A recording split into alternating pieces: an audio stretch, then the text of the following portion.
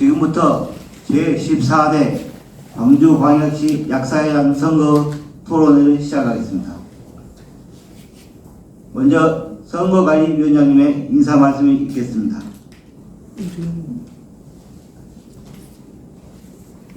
앉아서 오늘 발언들은 후보자와 포함 모두 앉아서 발언하는 걸로 하겠습니다.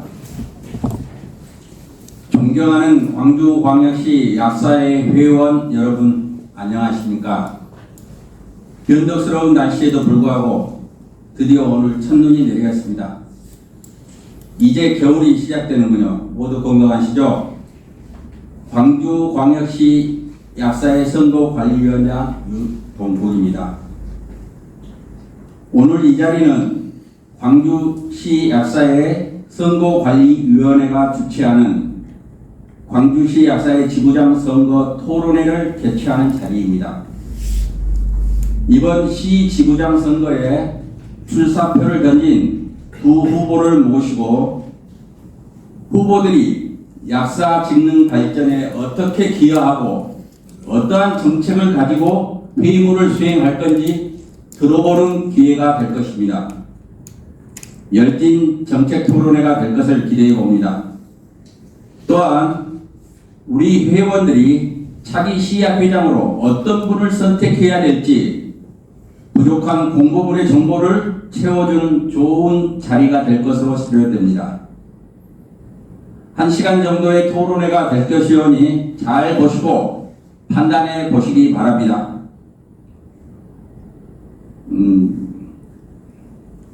12월에는 약국 경기도 보다 더 좋아졌으면 하는 바람이고 회원 여러분들 간에 두루 평안하시기 기원하면서 인사말 가름합니다.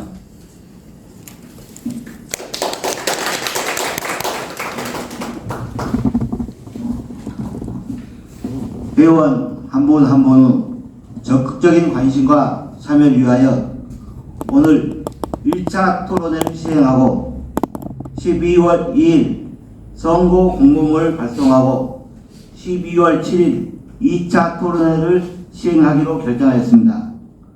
두 번의 토론회를 하는 관계로 현재 약사사회에서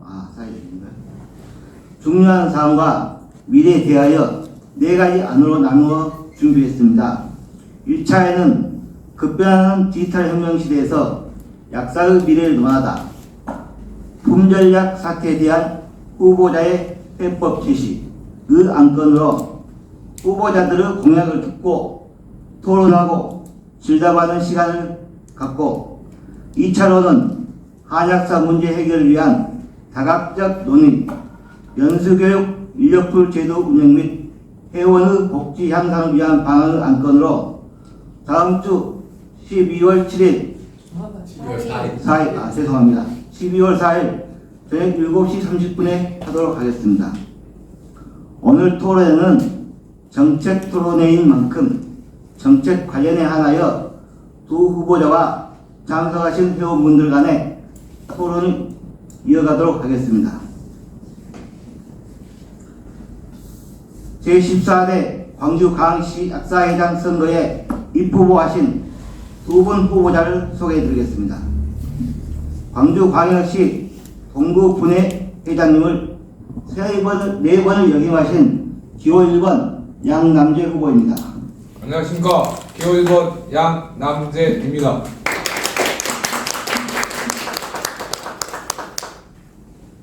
광주광역시 약사회 부회장을 역임하신 기호 2번 김동균 후보입니다.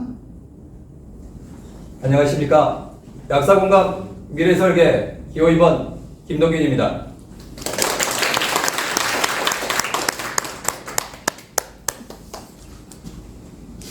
다음 순서 모두 발언해서 먼저 두 후보의 공약 발표를 각 후보당 5분으로 부탁드립니다. 오늘 모든 발표와 질의 순서는 기호 순으로 시작하겠습니다. 다음 2차 토론회는 반대로 진행을 하도록 하겠습니다. 먼저 양남재 후보님의 공약 발표를 부탁드리겠습니다. 안녕하십니까. 존경하는 광주광역시 약사 여러분, 회원 여러분, 광주광시 약사회장 후보 기호 1번 양남재입니다.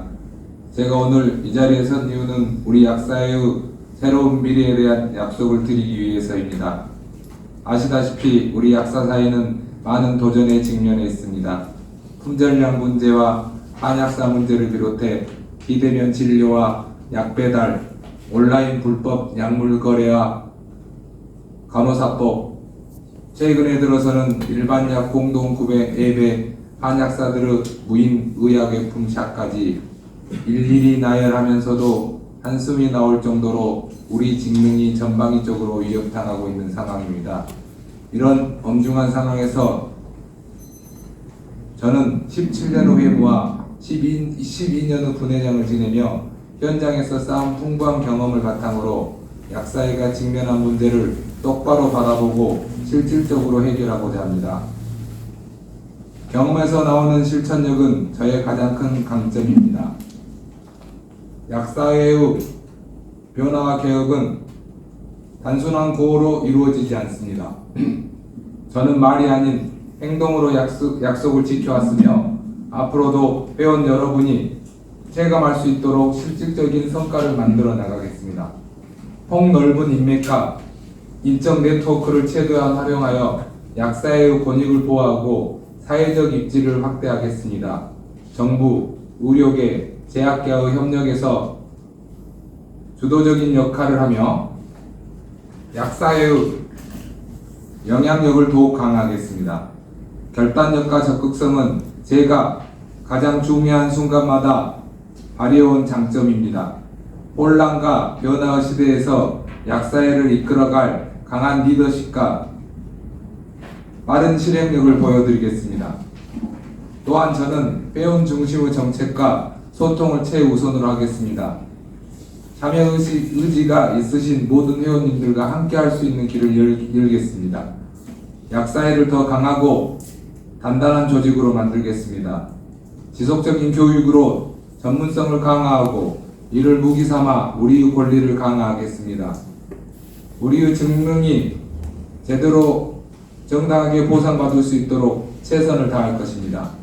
저는 이미 12년간 사선의 동구 분회장을 하면서 해피버스데이 사업을 통해 개국 약사님들뿐만 아니라 병원 약사님들과 제약 도매상 약사님들까지 동구 전 회원들께 하나된 약사회의 든든함을 드렸고 골프 대회 연속 개최 등 회원 복지를 위해 힘써온 경험도 있습니다.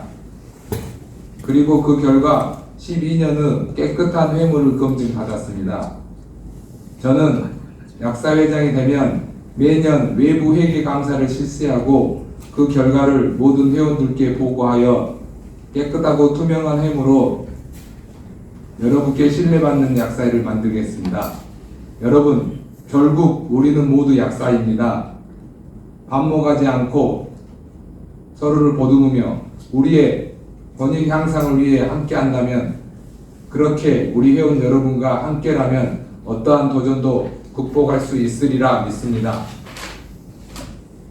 여러분과 함께 공감하고 소통하며 우리의 비전을 가치로 만드는 약사회의 새로운 미래를 그려가겠습니다. 감사합니다. 기호 1번 양남이었습니다.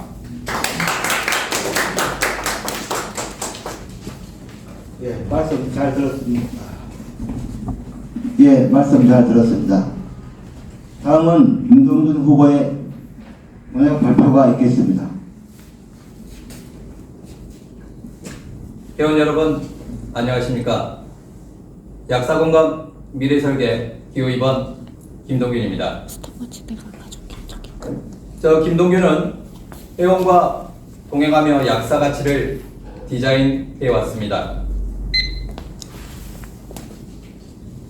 회무를 시작하며 회원님들이 가장 불편해 하셨던 것은 바로 약국의 수많은 나달이었습니다. 여기저기에서 받아온 처방에 회원님들 이 재고를 어떻게 해결해야 될지 막막하셨습니다. 그때 바로 불량의약품 신고센터를 운영을 하고 불용재고 나달 반품 사업을 시작했습니다.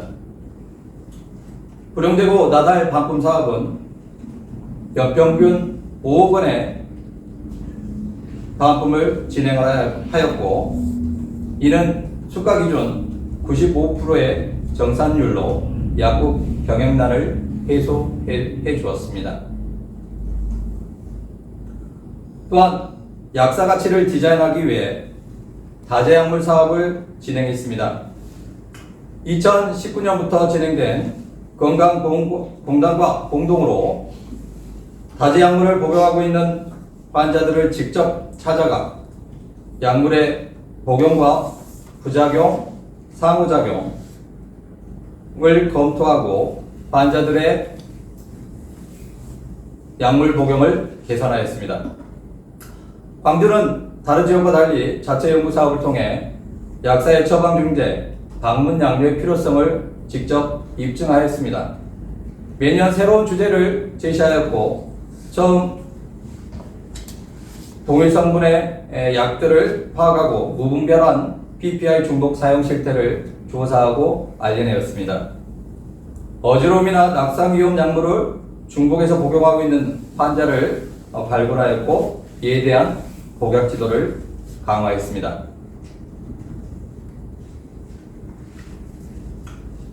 저 김동규는 약사 관련 불합리한 법과 제도를 개선하겠습니다. 회원님들을 직접 방문하며 의약품 품절에 고통스러워하고 힘들어하시는 회원님들을 보면서 더 이상 이 의약품을 관리하는 국가가 제약회사가 그 책임을 방기하도록 해서는 안 되겠다라고 생각했습니다. 이제 그 책임자를 추궁하고 제약회사의 공적인 임무, 역할을 수행하도록 해야 합니다. 의약품 품절을 해결하는 데 있어서 더불어 회원들에게 예보할 수 있는 시스템이 필요합니다. 이런 약들이 부족하다, 원인이 뭐다, 언제 이게 해결될 수 있다 라는 것을 회원들에게 직접 알려주어야 합니다. 그래서 긴급하게 이러한 의약품 품절 상황이 닥쳤을 때 회원들에게 미리미리 안내가 될 수 있는 시스템을 같이 만들도록 하겠습니다. 약사에는 미래의 비전을 제시해야 됩니다. 앞서 다재약물 사업에서 보여줬듯이 약사의 미래는 약에 대한 전문성을 가지고 약사가 환자와 공감하는 커뮤니케이션에 미래가 있다고 생각합니다. 기존의 많은 성과를 이어받아 이제 약국에서 그리고 약사회가 사회에 이 약을 어떻게 복용하고 약을 복용할 시 어떤 문제가 있고 어떤 약과 같이 복용하면 안 되고 이렇게 복용했을 때 효과를 높일 수 있다는 것을 알려내도록 하겠습니다.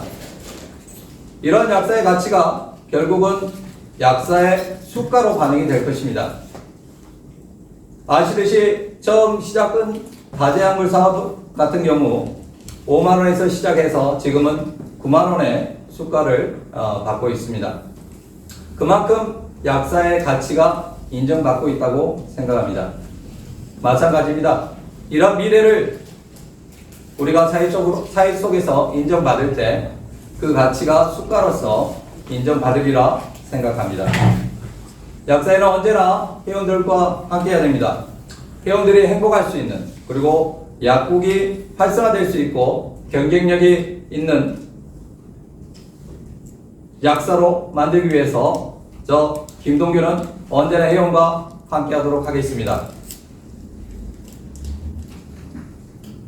품절약 한약사 불법 행위 아웃. 약사 직능 미래가치업 경청하고 헌신하겠습니다. 기호 2번 김동균이었습니다.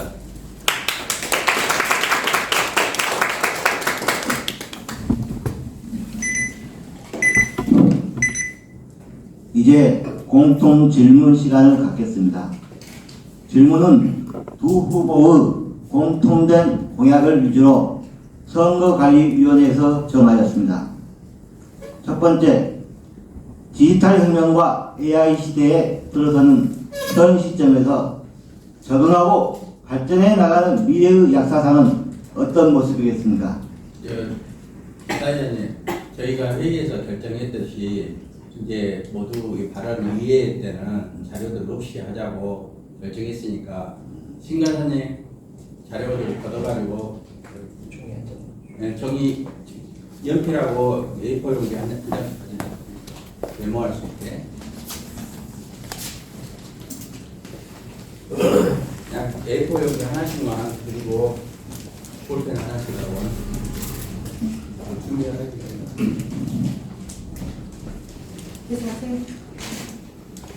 잠깐 진행상을 오류로 두 분 후보의 공약집을 빼고 순수하게 본인의 마인드에 갖는 답변을 부탁드리면서 다시 한번 첫 번째 질문을 말씀드리겠습니다.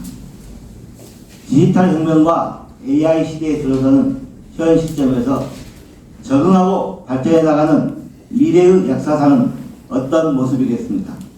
각각 2분씩 답변해 주시면 감사하겠습니다. 먼저 양남재 후보자부터 부탁드립니다. 안녕하십니까. 기호 1번 양남재입니다.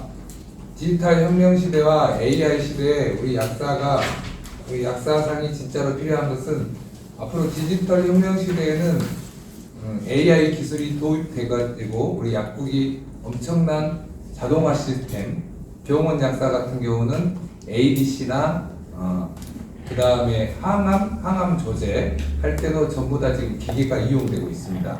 그러니까 단순히 우리 약국이 예전처럼 옆에 있는 병원에서 처방받고 약 조제해주고 이런 단순 업무를 뛰어넘어서 앞으로 이렇게 디지털 혁명 시대에 있는 그 약사님들은 우리가 쉽게 말하면 처방 중심적인 약국, 그 다음에 상담 중심적인 약국, 그 다음에 이제 앞으로 일반 약 판매 전문적인 약국 이런 식으로 여러 가지 약국 형태가 나올 수 있고요. 다재약물 관리랄지, 그 다음에 2027년에 시행될 통합 약물 관리, 우리 전문 약사 제도처럼 직접 약사님들이 이렇게 의료보험공단이나 의사들과 같이 직접 방문해가지고 방문 양료 서비스도 하고, 그 다음에 전화 상담으로도 이렇게 그 서비스를 해주면서 상담을 해주면서 수가도 인정받고 이럴 수 있는 지금 시대의 준비를 해야 됩니다. 이게 제 생각에는 앞으로 우리 약사들이 가야 될 것은 단순적으로 조제만 하고 약을 판매하고 그런 역할에서 뛰어넘어서 약의 진짜로 상담적인 내용, 그다음에 앞으로 우리 약국에 방문하는 환자들이 어떻게 하면 전체적으로 약을 많이 먹을 수 있지 않게 할 수 있는 그런 앞으로는 계속 다변화되는 그런 상황이 우리 약사들 사이에서 정해진다, 이렇게 저는 생각하고 있습니다. 이상입니다.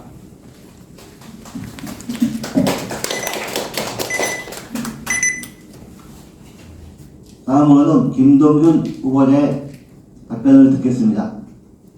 네, 기호 2번 김도균입니다. 디지털 혁명 AI와 관련해서 처음 챗GPT가 나왔을 시에 우리 약사의 없어져야 될 직업이 아마 약사가 굉장히 순위에 있었던 걸로 압니다. 근데 지금 수년이 지난 상태에서는 약사가 순위에 찾아볼 수가 없습니다.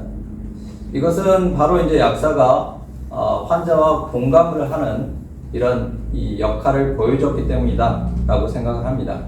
그래서 공감하고 창의적인 이런 직업들은 미래에도 계속해서 살아남을 것이다 라고 예측이 되고 있습니다. 약사가 무엇과 공감을 할까요? 환자와 그리고 의료진과 공감을 하는 거라고 생각을 합니다. 환자는 약국에 와서 병원에 가셔가지고 아픈 것을 이야기하고 약을 어떻게 복용하셨는지, 또 예전 약국 같은 경우에는 시시콜콜한 가정 이야기까지 다 하죠. 이런 이 약사와 만나는 과정에서 얻는 여러 사회 문화적인 정보, 이걸 가지고 약사는 환자의 약효를 높일 수 있는 약물 치료를 효과적인 방법을 만들어 간다고 생각합니다. 이게 바로 공감에 기반한 커뮤니케이션이라고 생각을 하고요. 이게 기존 사업에서 다재약물 관리 사업, 그리고 통합 돌봄에서 통합 돌봄 약사, 그리고 곳곳의 스포츠 약사, 이 약에 대한 전문성을 기반으로 해서 약사의 가치를 보여줬던 사업들이 바로 그 미래를 보여준다고 생각합니다. 이제 저 김동규는 미래 이러한 사업들이 사회에서 더욱 가치 있다라는 것을 보여줄 수 있는 기획 사업을 펼쳐내도록 하겠습니다. 감사합니다.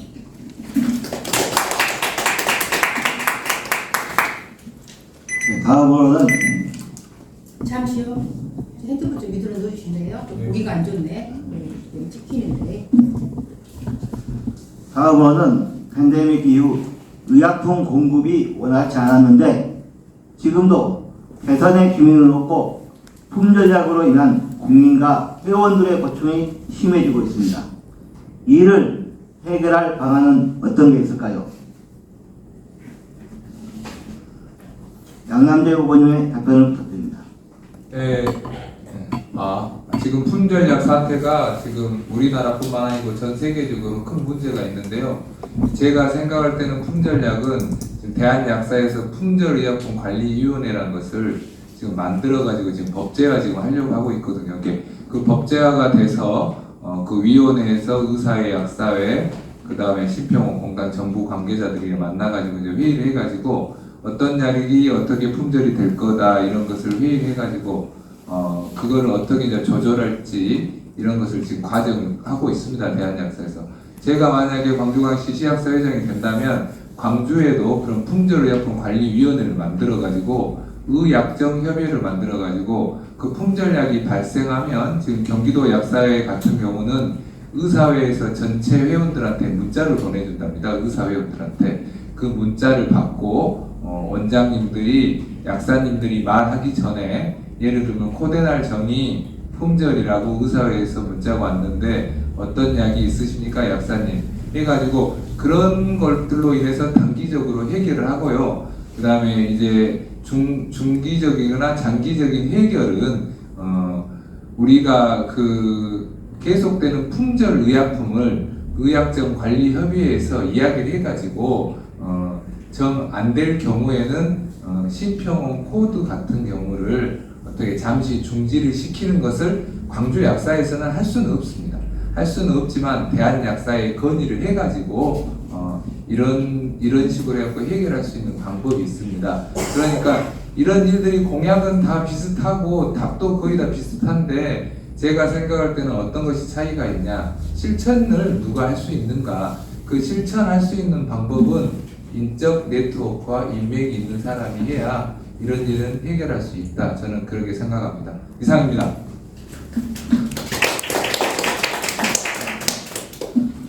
다음은 김동균 후보님의 답변이 있겠습니다. 네, 품절약은 가장 먼저 이야기하고 싶은 것은 코로나 이후 5년간 방치한 정부의 책임을 저는 반드시 물어야 된다라고 생각합니다. 특히 슈다패드 종류 같은 경우 모든 호흡기 병원에서 다 처방을 하는 약들이잖아요. 근데 이게 5년 전이나 지금이나 똑같이 품절이라는 것은 도저히 이해할 수가 없는 상태입니다. 정부가 어떻게 의약품을 관리했는지를 여실히 좀 보여주는 문제가 아닌가라고 생각합니다. 그래서 저는 명확하게 이 정부의 책임을 추궁하고 책임자를 처벌하고 이와 관련된 적극적인 대책을 정부에 요구를 하는 바입니다. 각 품절약마다 그 품절의 원인들이 다양합니다. 특히 저희가 많이 어려움을 겪고 있는 이모튼 같은 경우에 원료가 부족하다는 게 명확한 원인이죠. 이 원인이 이 원료가 부족한 약을 가지고 모든 약국에서 굉장히 어려움을 겪고 있습니다. 왜 근데 이 약을 계속해서 급여를 해야 됩니까? 이 약의 효능이 정말로 효과적인 약이어서 이렇게 공급이 부족한 걸까요? 이모트는 즉각적으로 급여를 중지하고 이 약효에 대해서 재검토가 필요하다는 것을 명확히 밝힙니다. 부광약품 같은 경우 갑상선 약의 아주 필수적인 약들이죠. 필수약품에 속하지는 않지만 모든 내과 처방에서 아주 필수적인 약입니다. 근데 이게 연 상반기에 원인을 부광약품에서 밝혔습니다. 하반기에 해결하겠다. 근데 지금까지 해결이 되고 있지 않습니다. 몇몇 떠도는 소문들에는 여러 이권에 대한 문제 이런 이야기들이 돌고 있습니다. 이건 명확하게 제약회사에서 적극적으로 좀 대응을 해야 된다라고 생각합니다. 그리고 더불어서 아까 말씀드렸던 네이버 시스템으로 회원님들의 불편함을 덜어드릴 수 있도록 하겠습니다. 감사합니다.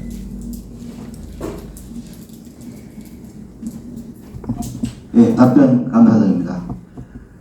두 분이 많은 생각을 가지고 계시고 좋은 해결책을 가지고 계시지만 짧은 시간 안에 모든 이야기를 다 할 수 없음을 양해 부탁드리겠습니다. 다음으로 후보자 간의 토론 시간입니다.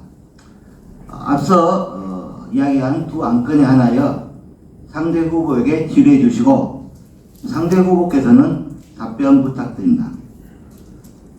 먼저 양남주 후보님의 질의로 시작하겠습니다. 네, 안녕하십니까. 기호 1번 양남대입니다. 제가 오늘 아침에서야 상대 후보의 그 공보물을 봤어요. 해갖고 제가 이렇게 그 공보물을 잠깐 봐가지고 오늘 아침에서야 선거관리위원장님이 보내주시라 해가지고 오늘 잠깐 봐가지고 상대방 그 공약을 제가 정확히 못 봤는데요. 어필을 할 것 같아가지고 제가 말씀드렸는데 제가 약국을 방문했더니 회원들이 저한테 질문을 하신 이야기 두 가지 있는 것 같아서 공약하고 비슷한 것 같아가지고 두 가지 말씀드리겠습니다. 첫 번째는 지금 연수교육에 관한 이야기인데 어떤 이야기를 말씀하시냐면 2023년도와 2024년도 그 연수교육에서 흡사한 과목이 있었다.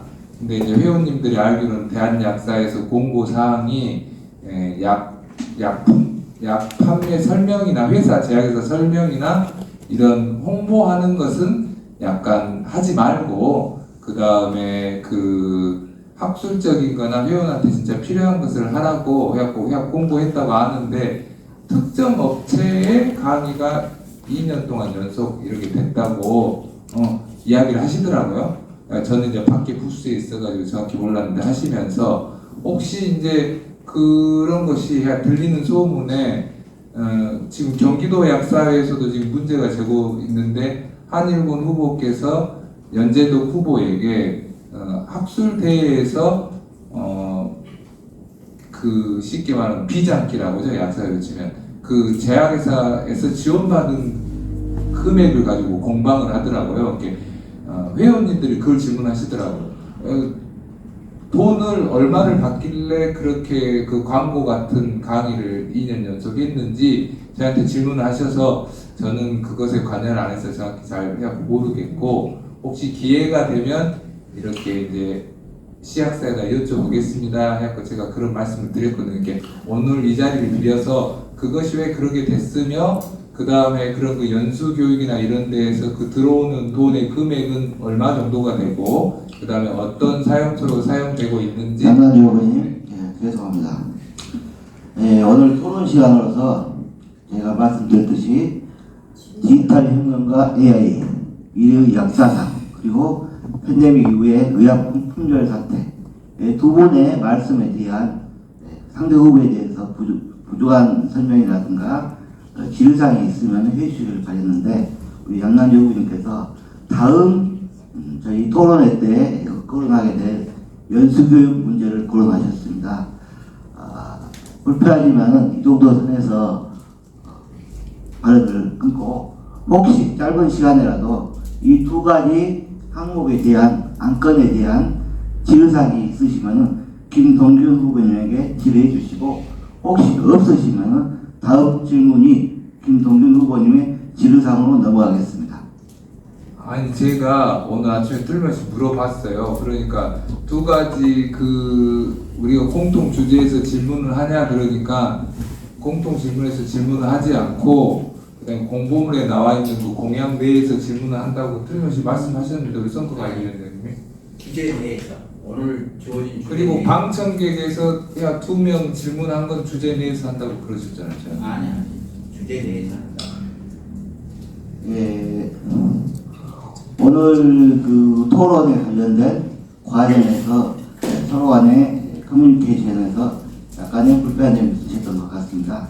일단은 어떤 식으로 전달이 됐을지 몰라도 현재 저희가 기본적으로 삼고 있는 것은 지금 계속 일관적으로 이루어지는 두 항목에 대해서만 이해해줬으면 좋겠습니다.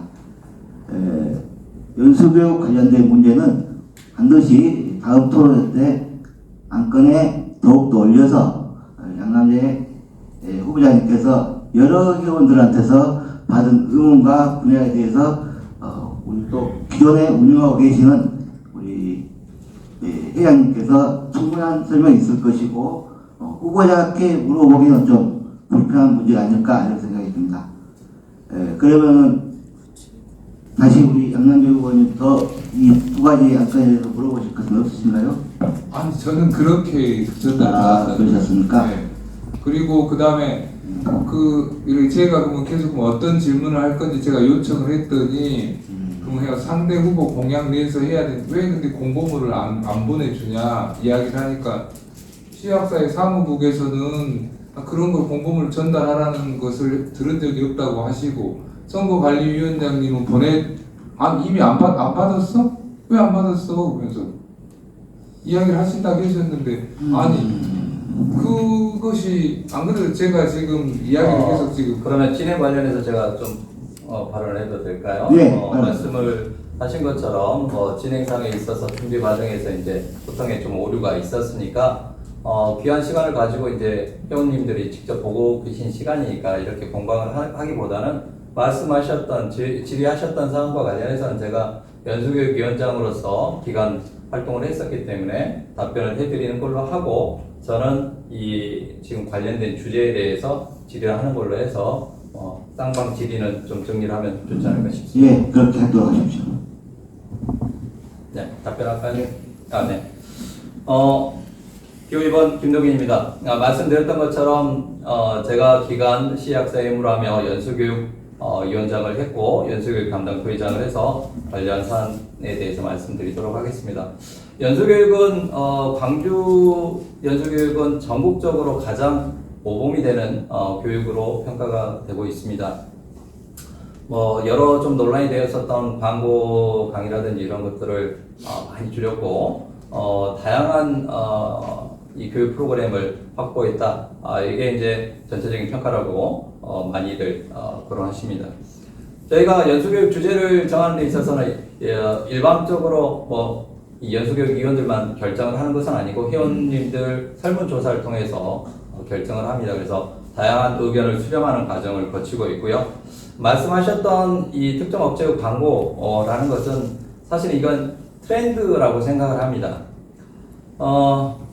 약국을 해보신 우리 회원님들은 아시겠지만 또 이분만 무조건 또 교육을 한다고 해서 좋아하지는 않으십니다. 또 이 트렌드를 따라가야지만이 현재의 건강식품이 어떻게 나아가고 있는지 또 유통업체들은 어떻게 변화하고 있는지 이걸 자꾸 요구를 하고 계십니다. 그래서 어찌됐거나 이론과 이런 트렌드 이것을 상호 좀 조합할 수 있는 것이 바로 좀 연수교육에서 담보해야 될 내용이 아닐까 이렇게 생각해 봅니다. 회원님들 중에서 좀 만족스럽지 못하셨던 부분도 있을 수 있습니다만 다양한 의견들을 수렴하는 과정에서 이런 주제들이 선정이 되고 있다라는 점들 감안해 주시면 좋겠습니다. 그리고 말씀해 주셨던 광고비는 회계에 들어가서 이게 약사의 가치를 높이기 위한 기획사업과 회관 기금으로 적립되고 있다는 것을 다시 한번 말씀드리면서 마치도록 하겠습니다. 네, 김동균 후보님의 답변을 들었습니다. 다시 김동균 후보님에게 질문 시간을 드리도록 하겠습니다. 네, 기호 2번 김동균입니다. 오늘 주제에 맞춰서 좀 질문을 드리고 싶습니다. 아무래도 약사에는 미래에 대한 전망을 확실하게 제시해야 된다고 생각합니다. 앞서 토론했었던 디지털 혁명, AI, 급변하는 이런 약계의 현안들, 약 배달, 비대면 진료, 다양한 현안들이 있습니다. 그 속에서 약사 미래 전망이 어디에 있을지 상당히 좀 많은 논란이 있고 많은 고민들이 필요하리라 생각을 합니다. 특히 그 중에서 이제 저도 그렇고 우리 양 후보님도 거론하신 다재약물 관리 사업은 약사의 가치를 높여줄 수 있는 중요한 사업이 아닌가 생각합니다. 저도 뭐 다재약물 관리 사업 팀장으로서 광주 지역에서 이 사업을 적극적으로 해내기 위해서 이제 노력을 했습니다만, 사실 이게 아직까지는 시범 사업입니다. 그러면 우리 양 후보님께 여쭙고 싶습니다. 기존의 다재약물 관리 사업의 한계점은 무엇이고, 이게 본사업으로 가기 위해서 우리 약사회가 그리고 우리 약사들이 자문 약사가 어떤 노력을 좀 해야 될지, 어떤 발전 전망을 제시한다면 어떤 것이 있을지 듣고 싶습니다. 네, 기호 1번 양남입니다. 말씀드리겠습니다. 우리 여기 지금 다재약물 사업이라고 하는 것은 65세 이상 환자들이 6개월 이상 10가지 약제 이상을 복용하신 분들이 의료보험공단에서 선정해가지고 그 약국을 이렇게 방문해가지고 방문양료 서비스를 해주면서 나중에는 전화양료도 이렇게 전화로도 상담해드리고 그런 지금 과정을 1, 2회, 3, 4, 5, 6회 이렇게 하는 사업이 다재약물 사업인데요.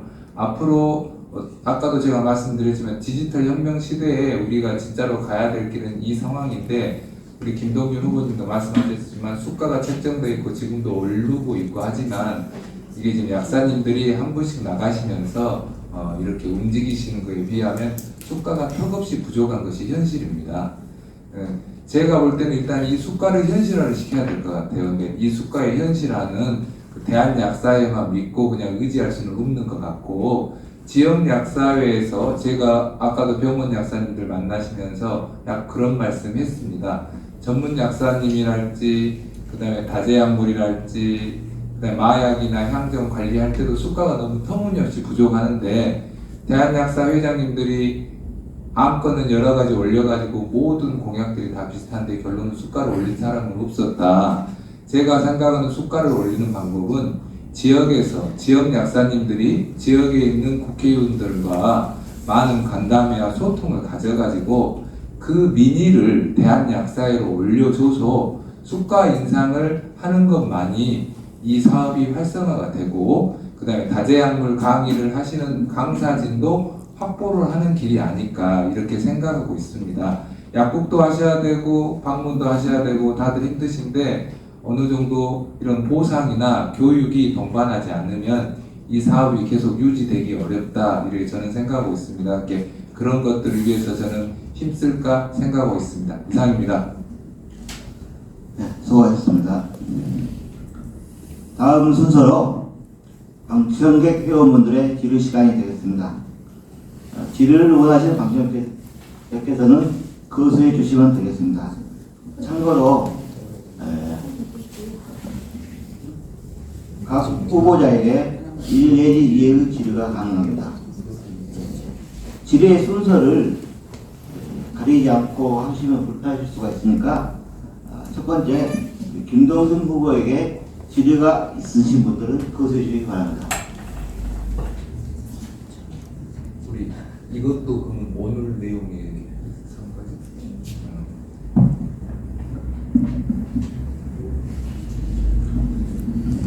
예, 현재 질의사항이 없으셔서 다른 좋은 시간에 질의사항이 있으시면 좋겠습니다. 두 번째, 우리 양남재 후보에게 질의사항이 있으신 분 거수해 주시기 바랍니다. 예, 말씀하십시오. 서서하면 떨리는데 저도 앉아서도 되겠습니다. 제가 좀 소심해서요. 먼저 질문 드리기 전에 선관위한테 제안을 하나 드리고 싶은 게 있습니다. 지금 오늘 토론의 순서가 주제 토론 2개 먼저 하고 후보자 간에 상호 토론을 했었는데 제가 볼 때는 주제 토론 하나를 먼저 하고 그 주제에 대한 상호 토론을 진행하고 그 다음에 다른 주제를 가지고 토론하고 그 뒤에 상호 토론하는 방식으로 하는 게 더 낫지 않을까 하는 생각이 들고요. 그리고 우리가 지금 선거를 하다 보면 아니 여기 선거가 아니고 국회의원 선거라든가 대통령 선거를 보면은 토론을 자주 보게 됩니다. 거기서 보면은 상호간 토론회가 있는데 거기 보면은 같은 주제에 놓고 상호 토론을 하게 되는 게 일반적인 상식이라고 볼 수가 있을 것 같습니다. 대부분 그렇거든요. 오늘 선관위하고 그 양남재 후보님하고 의사소통에 오류가 있다고 하지만서도 기본적으로는 같은 주제에 놓고 상호 토론을 한다고 생각을 해야 되지 않을까 하는 제 개인적인 생각을 하고 있습니다. 이 점을 좀 유념해 주셨으면 좋겠고요. 그 양남재 후보님한테 질문을 드리겠습니다. 좀 전에 양남재 후보님께서 그 실천력을 얘기하시면서 자신의 인맥, 네트워크, 인적 네트워크를 강조를 하셨습니다. 근데 어떤 문제가 생기면은 그 문제를 해결하는 데 있어서 우리 약사회만 상관이 있는 게 아니고 분명히 다른 상대 측의 단체가 있기 마련입니다. 만약에 그 단체에서 양남재 후보보다 더 훨씬 더 강한 인적 네트워크를 가지고 있고 인맥이 있다 하면은 그것을 과연 이겨낼 수 있을지 그게 궁금하고, 또 제가 볼 때는 인적 네트워크가 아니고 어떤 문제를 풀기 위해서는 정책과 명분 그런 게 더 훨씬 더 중요하다고 생각합니다. 왜냐하면은 그것을 결정하는 데서 상대 단체도 우리와 상대 단체의 의견 조율도 중요하지만서도 그것을 그런 어떤 정책을 받아들이는 것은 국민이기 때문에 국민의 여론을 무시할 수가 없다고 생각합니다. 국민의 여론을 받기 위해서는 어떤 명분 같은 정책이 훨씬 더 중요하다고 생각합니다. 이거에 대한 양남재 후보님의 생각을 듣고 싶습니다. 네, 기호 1번 양남재입니다. 답변 드릴게요.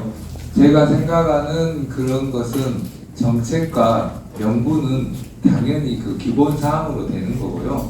근데 제가 생각할 때 그런 것 같습니다. 우리 이제 회원들을 만나보면서 그냥 그런 말씀을 많이 하세요.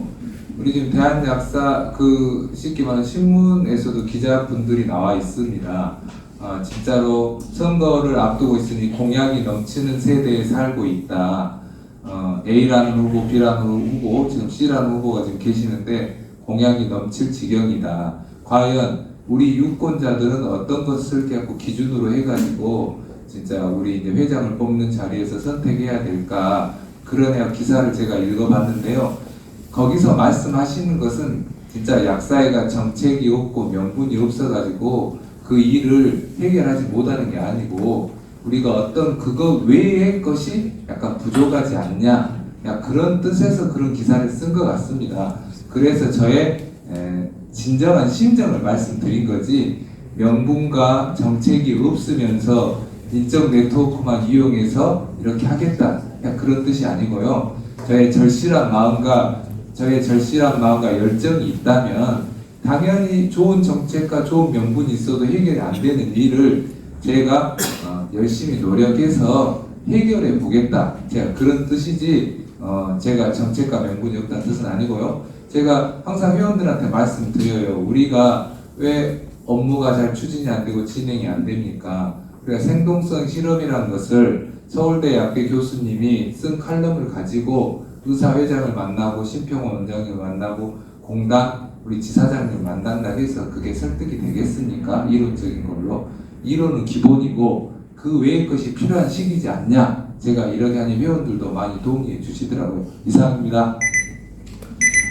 네, 수고하셨습니다. 시간도 많이 흘렀고 오늘 질문은 이 정도로 마무리하고 두 분 후보의 오늘 마무리 발언을 한 1분 정도씩 듣고 마무리를 하도록 하겠습니다. 자, 양남재 후보님 다시 한번 마무리 발언 부탁드리겠습니다. 오늘 주제에 관한 건가요? 질문 한 번 더 할게요. 네, 질문 하나. 예, 질문하도록 하십시오. 짧게 부탁드립니다. 다재항물 서비스를 두 후보 모두 중요하게 생각하시는데, 이 사업을 참여하시면서 느꼈던 점이나, 그리고 또, 아까 말씀하셨던 정책을 끌어오기 위해서 국회의원과의 소통을 좀 말씀하셨는데, 현재까지 해오셨던 것, 지금 그런 정책 포럼, 우리 사회 정책 포럼 같은 걸 하고 있었는데 얼마큼 참여를 하셨는지, 그런 거에 대해서 묻고 싶습니다. 두 분에게 아마 공통적으로 던져진 질문 같습니다. 계속 양남재 후보님께서 먼저 발언하셔서.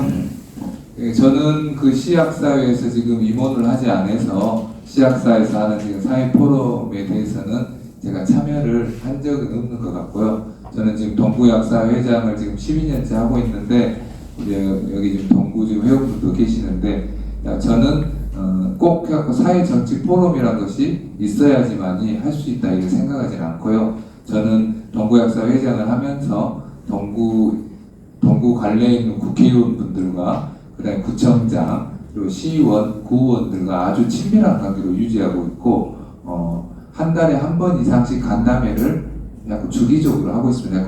약사의 어려운 현황, 꼭 심야 약국이랄지 무슨 다제약물이랄지 그런 것들을 계속 어필하고 있는 그런 상황입니다. 근데 제가 시약사회에 있는 사회 포럼은 제가 참여를 한 적이 없습니다. 하지만 동구에 있는 데서 우리 자체적으로 이제 부회장도 계시고 총무님도 계시지만 자체적으로 우리 이제 조직 내에서 약간 동구 쪽 일 플러스 약사가 앞으로 나아가야 될 것에 대해서 계속 간담회를 하고 심야 약국 같은 경우도 상당히 많이 어필을 하고 있는 그런 상황입니다.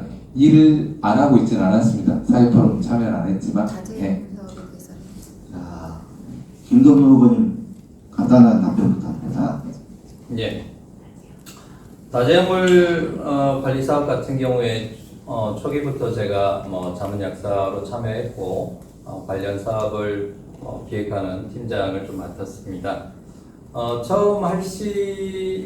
처음 시작할 때만 하더라도 저도 그랬습니다. 굉장히 좀 어려웠고 시간을 내서 나가서 이제 환자분들 집에 가서 한다는 게 쉽지는 않았습니다. 근데 하다 보니까 이게 굉장히 재밌었어요. 그러니까 평상시 다뤄보지 못했던 굉장히 많은 약들, 10가지, 20가지 막 이런 약들에다가 곳곳에 숨겨져 있는 약들, 막 건강기능식품, 또 날짜 지난 수십 년, 굉장히 오래된 수년간 된 이런 약들, 이런 것들을 또 집에 가서 발견하기도 하고 그랬습니다.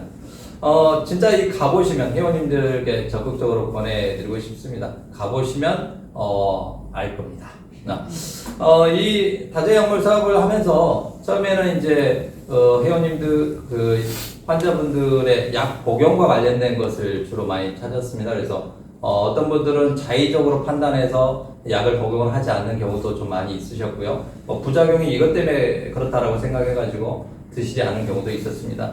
또 여러 병원을 가시다 보니까 똑같은 계열의 약을 아까 말씀드렸던 PPI 같은 위장약을 여기서도 처방받고 또 저기서도 처방받고 2번, 3번 이렇게 중복이 되는 사례도 좀 있었습니다. 또 특수약물 같은 경우에 사용 방법을 잘 모르시는 경우도 굉장히 좀 많았습니다. 가면 갈수록 우리가 어떤 역할을 해야 된다는 것을 느낄 수 있었고 이것을 하나의 어떤 주제로 만들고 통계를 내서 사회에 좀 제시를 했었습니다. 그래서 3%에서 어떤 사용 오류 그리고 사용 중복을 좀 개선하기 위한 안내를 좀 했었던 경험이 있었습니다. 특히 이제 소외라고 한다면 참 쉽지 않다라는 것이었던 것 같아요. 그러니까 저희가 이제 방문 서비스를 한 다음에 이제 추진했던 것은 약국에서 직접 이제 환자분들이 와서 상담을 하는 거였는데 한 건, 2건 정도 진행이 되지 않았습니다. 그러니까 약국에서 환자를 상담하는 것이 어찌 보면 가장 대중적으로 이런 다제약물 사업을 할 수 있는 계기가 될 건데요. 쉽진 않았습니다. 그래서 지금 현재 어떤 과제는 그렇습니다. 이런 다제약물을 전문적으로 할 수 있는 우리 약사를 발굴을 해내는 것이 한편이겠고 또 한편은 더 많은 우리 회원들이 이 다제약물 사업에 참여할 수 있는 방법은 뭘지 약국에서 어떻게 하면 좀 더 쉽게 다제약물 사업을 할 수 있을지 이런 이제 방안을 좀 마련해서 우리 회원님들이 이 다제약물 사업을 통해서 약사의 가치를 높여낼 수 있도록 하겠습니다. 감사합니다. 예, 두 분 후보의 답변이 충분히 되었으리라 생각합니다. 혹시 마무리 발언을 하실 계실까요? 아니요. 오늘 주제 외에도 우리 두 후보님께서 현재 여러 회원들을 직접 만나 뵙고 많은 이야기를 들으시고 우리 약사의 사회의 현안에 대해서 충분히 느끼셨을 생각합니다. 그리하여서 오늘 마무리 발언은 두 분께서 선거운동 하시면서 느꼈던 우리 여러 회원들의 상황에 대해서 간단하게 2분씩 마무리 발언을 해주시고 다음 기회에 토론회가 또 한 번 더 있기 때문에 충분한 토론을 할 수 있도록 했으면 좋겠습니다. 예. 오늘 주제 플러스로 하겠습니다. 제가 저는 선관위에서 잘 이야기를 못 들어가지고 제가 생각하는 약사의 미래는 진짜로 어떻게 보면 디지털 시대에 진짜 대비하는 그런 약사여야 된다고 생각합니다. 단순하게 처방전만 조제하고 약을 받는 그런 업무는 앞으로 지금 불과 10여 년 정도밖에 남지 않았다, 이렇게 과하게 말씀드릴 수도 있는 것 같습니다.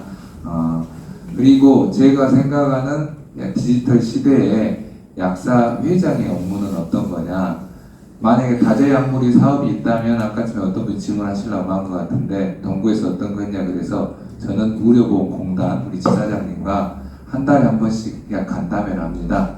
회장이 해야 될 일은 진짜로 수업을 하러 가는 게 아니고 회장이 할 일은 속가를 인상하기 위해서 제가 계속 어필을 했습니다. 약사님 한 분이 나가가지고 이런 사업을 하는데 돈이 불과 예전에는 5만 원대였고 지금 9만 원 정도 받는데 과연 그걸 가지고 어떻게 약사님이 나가가지고 진짜 방문 연료를 할 수 있겠냐? 이건 말도 안 되는 일이다. 광주시에 있는 의료보험공단에서 해결할 수 있는 일은 아니겠지만 본부에 있는 데다가 좀 이야기를 좀 해줘서 예산안을 충분하게 좀 확보를 해주십사 하는 이야기를 제가 계속 했습니다. 이렇게 어떻게 생각하는 것이 올바른 건지는 회원님들이 생각할 것 같아요. 저는 다제약물 사업에 가서 직접 환자를 만나 뵙고 활동을 안 했으나 진짜 회장이 어떤 일을 해야 될지 저는 생각했을 때 그렇게 방문해서 하시는 우리 약사님들이 보상도 제대로 받고 보람도 느끼게 하는 것이 진짜 회장이 하는 일 아닌가 저는 생각해서 그 외의 방법으로 동구에서 열심히 노력하고 있었습니다. 이상입니다. 감사합니다.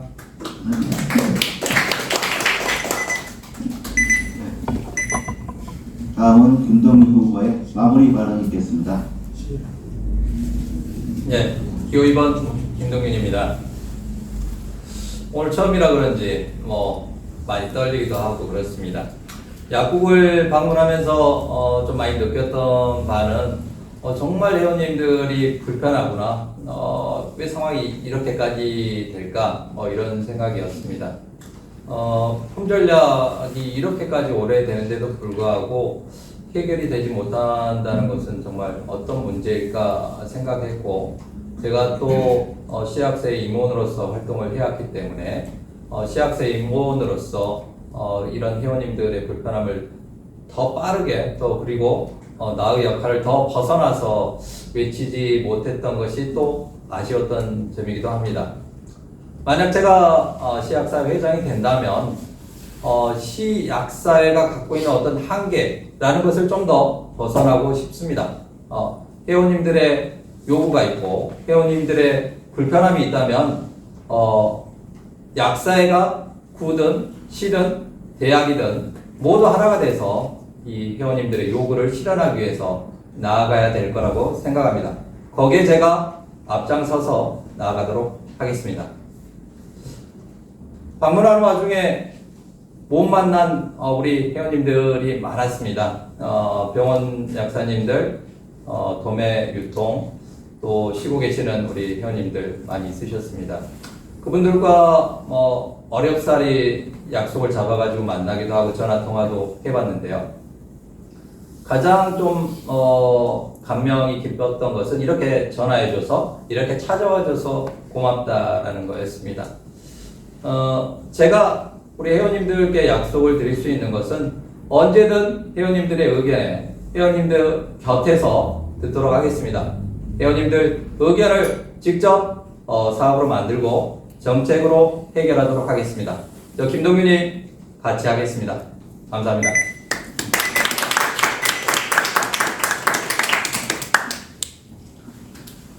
예, 수고하셨습니다.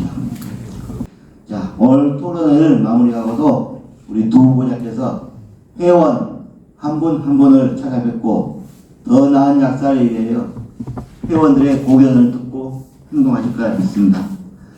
예, 오늘 토론회가 많이 부족한 점 용서해 주시고 다음 토론회는 좀 더 실속 있는 토론회가 되도록 노력하겠습니다. 다음 2차 토론회는 12월 4일 오후 7시 30분입니다. 긴 시간 회원분들의 관심과 응원에 감사드립니다. 바로 폐회를 선언하겠습니다. 감사합니다.